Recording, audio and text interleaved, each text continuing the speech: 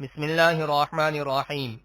صرف 5 منٹ کا مدرسہ قرآن و حدیث کی روشنی میں 102واں دن 12 ربیع الثانی۔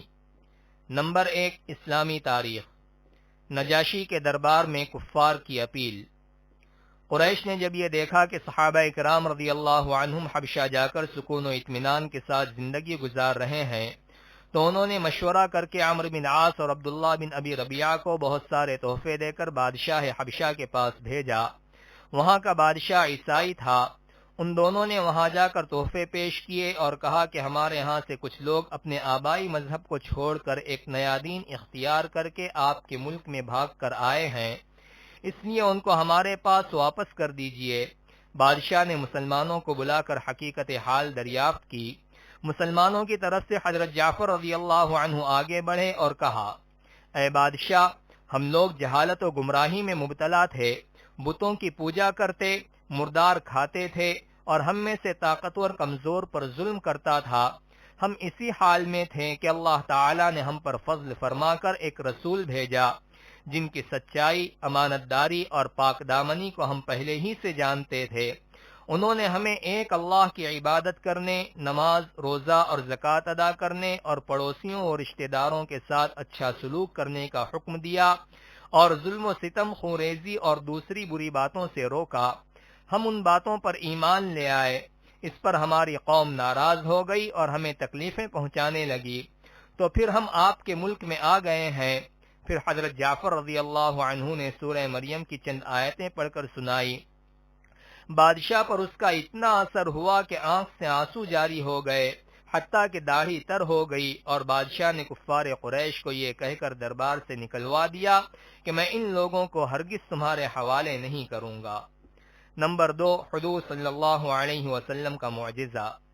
آپ صلی اللہ علیہ وسلم کے بال مبارک میں برکت۔ جنگ یرموک کے دن حضرت خالد بن ولید رضی اللہ عنہ کی ٹوپی گم ہو گئی، تو حضرت خالد رضی اللہ عنہ نے اپنے ساتھیوں سے فرمایا اسے تلاش کرو۔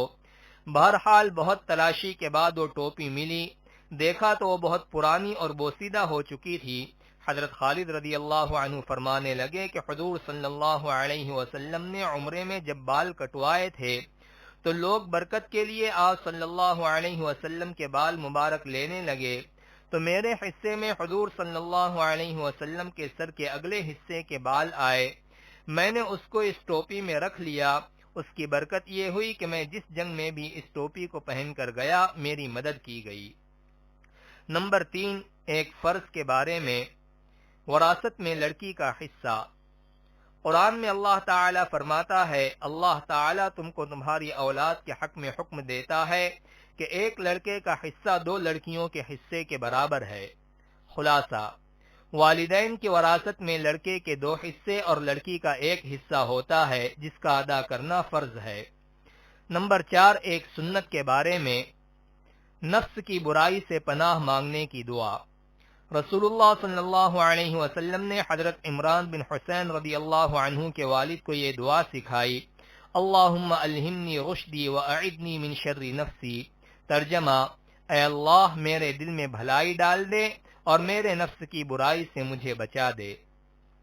نمبر 5، ایک اہم عمل کی فضیلت، دینی علم حاصل کرنا۔ رسول اللہ صلی اللہ علیہ وسلم نے فرمایا، علم کی فضیلت عبادت کی فضیلت سے بہتر ہے، اور دین میں بہترین چیز تقوی و پرہیزگاری ہے۔